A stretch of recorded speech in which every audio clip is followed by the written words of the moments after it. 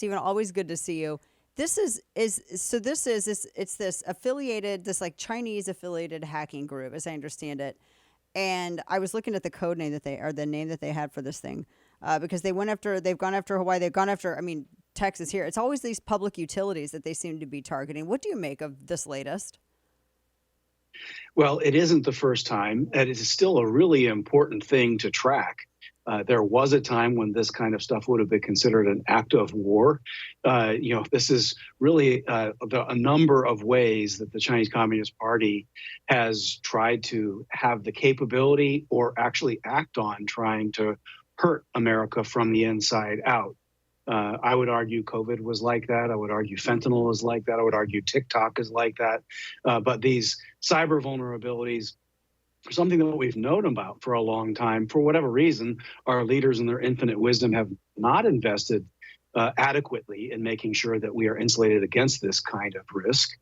So hopefully it's a wake-up call. I know from some personal experience, you guys lived through it, but not that long ago, there was an ice storm and there were other kinds of things that sort of shuts the whole area down. And that independent power grid of the independent Republic of Texas is a big deal. And it's gonna take a lot of effort to protect against this kind of stuff. But it should come as news to no one that the Communist Party of China does this kind of stuff, unless anyone try to say, oh, it's not them, it's just this independent group. Yeah, go ahead and have an independent hacker group make fun of Xi Jinping for like 1/10 of a second and see what happens to you. There is no free independent hacker group coming out of China. Does it look like this is becoming more sophisticated? Because previously it seemed like it was just kind of political, but now, I mean, you're targeting public utilities is that's very different. No, this is a warning shot. If you're looking at a Taiwan scenario, which a lot of the world has, you're looking at what does the PRC need to do to make it so that America and its allies are less likely to intervene, less likely to make Taiwan more like a Ukraine rallying cause.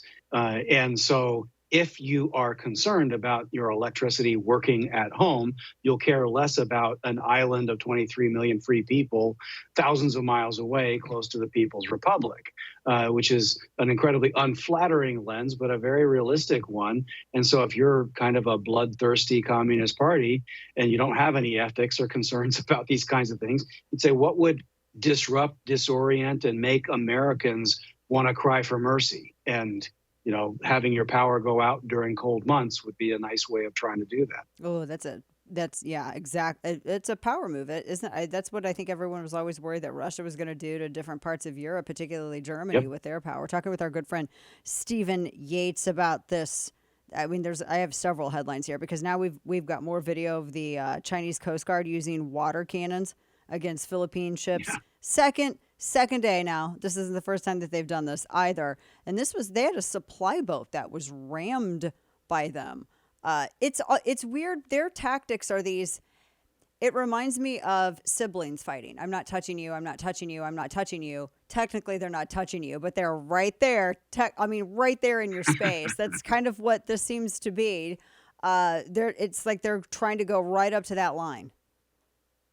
Yeah, well, those water cannons are no playing around. Anybody who wants to watch the video, I think that's circulating out there on YouTube, Rumble, and elsewhere to check out. I mean, these are high power projectiles coming across, and anyone who wants to see whether their skin will stay on them when they get blasted by this water cannon, go ahead and give it a shot. It's no fooling around, and this is harassment at the very least.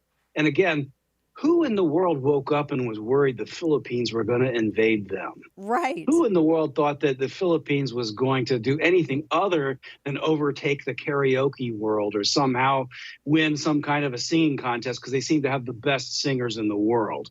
But this is an aggressive China picking on a decidedly non-aggressive neighbor. I mean, they can say what they want about the Japanese people. There's history there. I don't feel very threatened by the Japanese people, but this is the Philippines.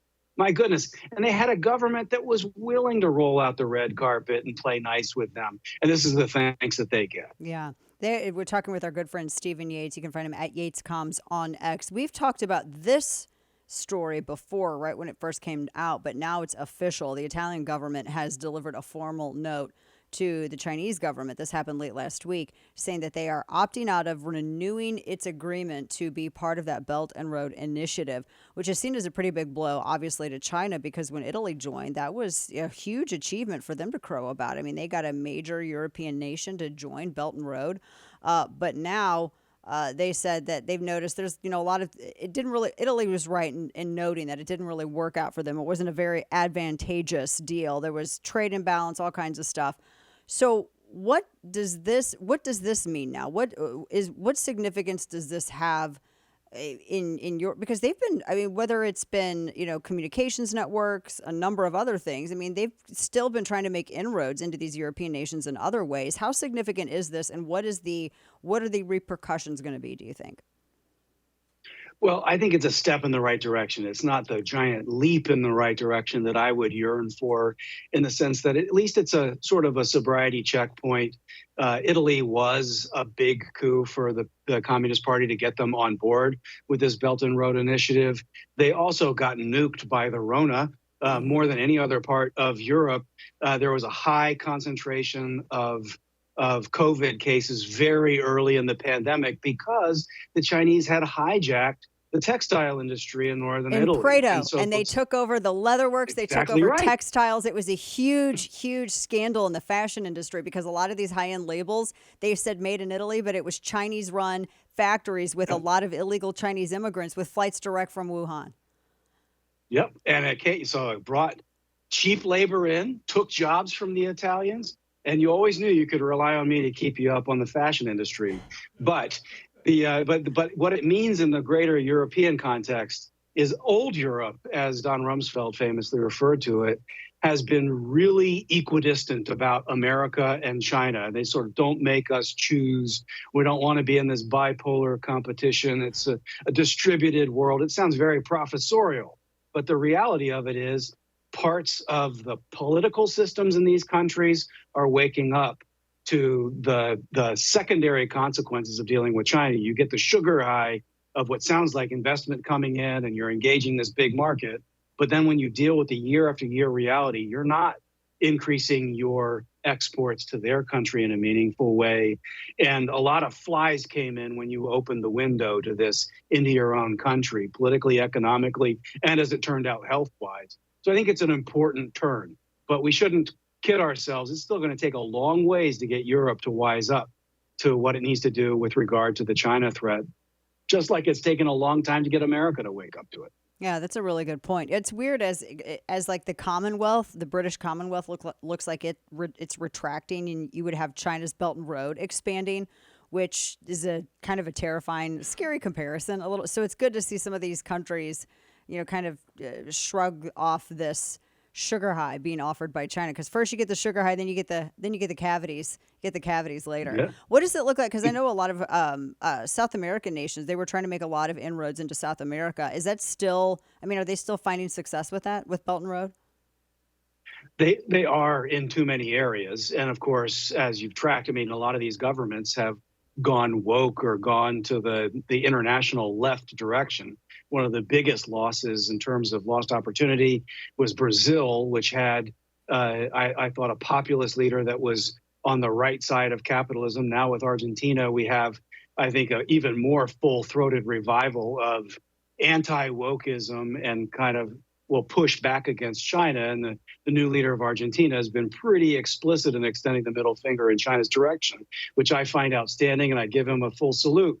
But Brazil's a major economy with major natural resources that would help balance a lot of our dependencies upon the People's Republic of China, with key supply chain issues from pharmaceuticals to a whole host of other areas.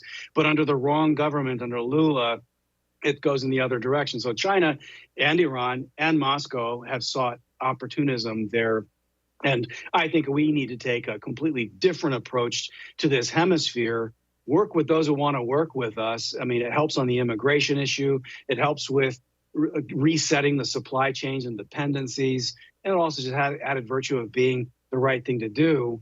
But hopefully we'll get political outcomes in Latin America that are more like the Argentina that shock the liberal sensitivities, but really are a wake-up call to pay attention to our own hemisphere in the Yeah. right way. There you go. I hope that's true. Our good friend Stephen Yates at Yates Comms.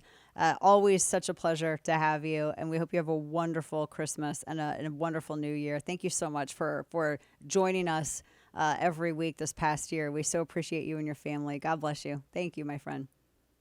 Thank you, Dana. Much appreciated. Take care. You too.